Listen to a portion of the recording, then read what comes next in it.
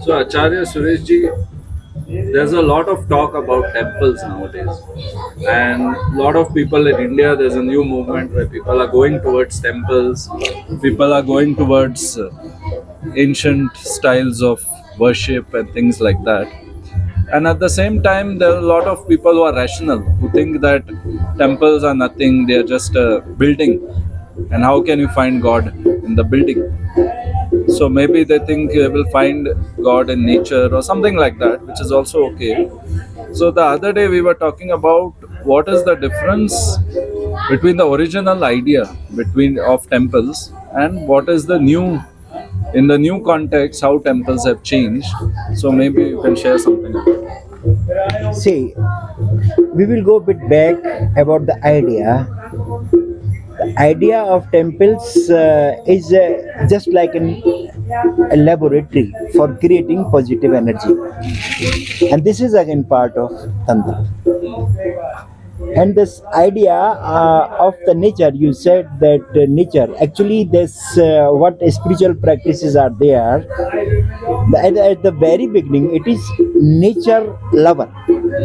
No name was given to that. It is nature loving. It is expecting or receiving everything from nature, and it is grateful for that.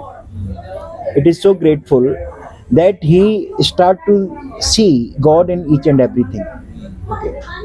And your question was there, God is God in the temples? No, it is not. It is not the right idea. This idea is also created, that in the temple God is there, because God is in everything. This is first and basic idea of the spiritual way in India.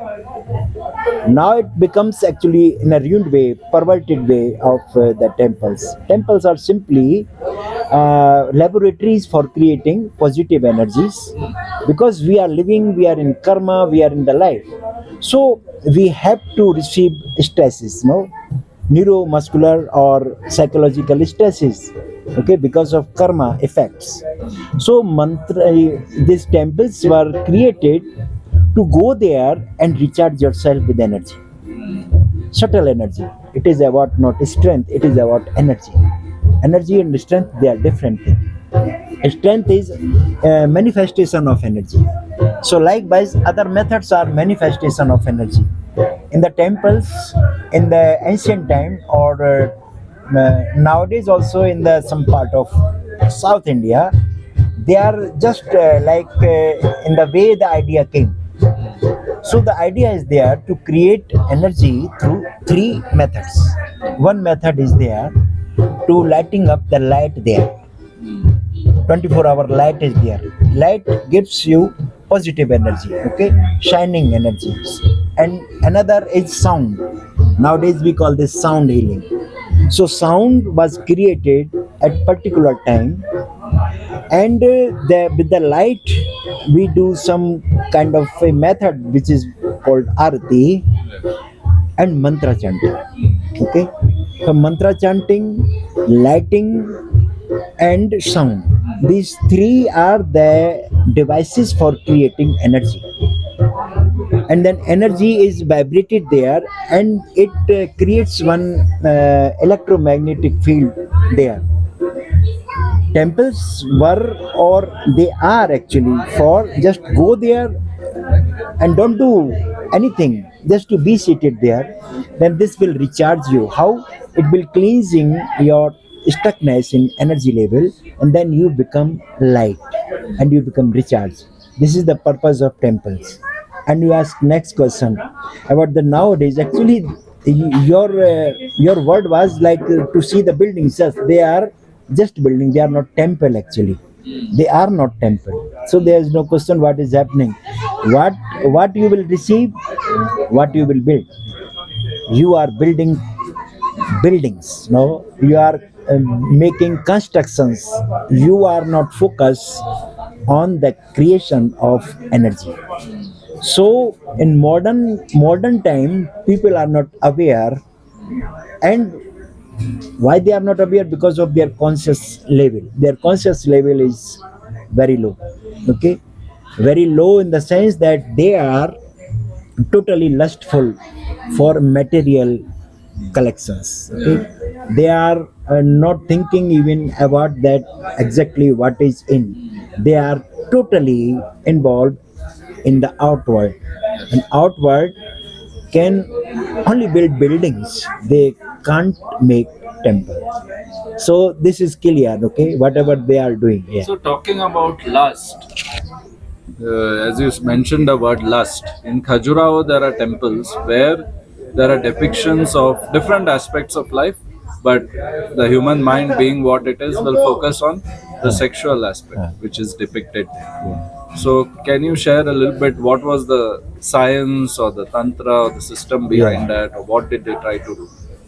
Actually, this is again the lower level of consciousness. And what is lower level of consciousness? Animalistic level. In Tantra, this form is called animalistic level of consciousness. And what is animal actually? What is animal? In animal, you will see only three qualities are there.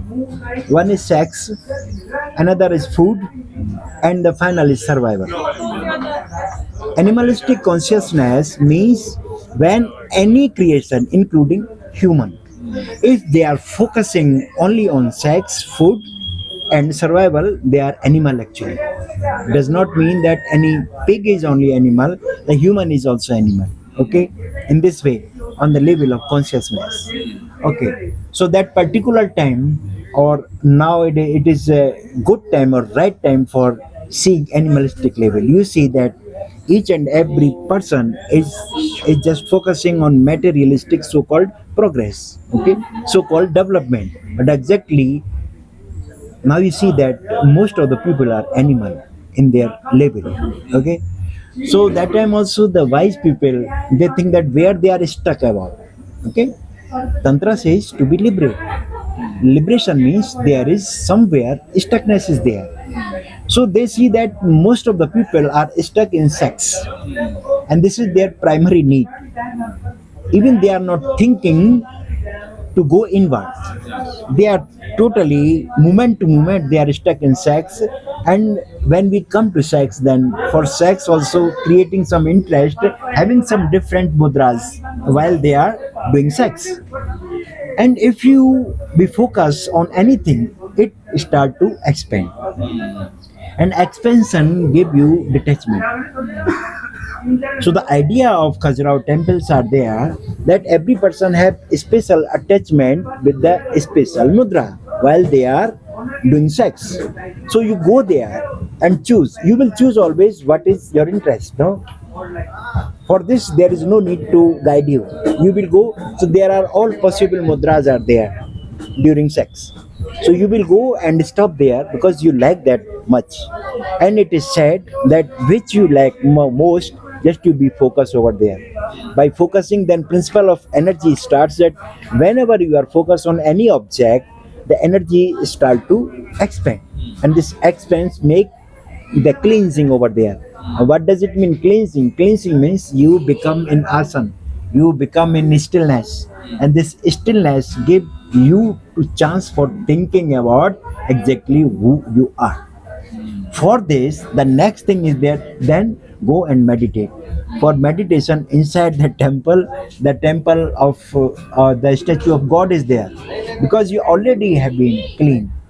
Then only you can go and sit. Direct, no one can sit. Whenever you will sit direct for meditation, then your all thoughts will go and surround for your stuckness. So this is idea behind Khajuraho. And in some temples, food is given, prasadam. So, Huh. what is the idea behind that? This is actually exposure of that deitiness, givingness.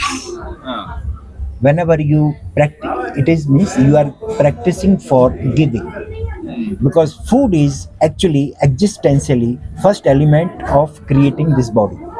Okay, so this is just an idea to practicing givingness. And this again givingness, when you are doing actually opposite. When you experience of love, then you naturally become giver. But when you start to practice of giving, then naturally you will be in love, like that.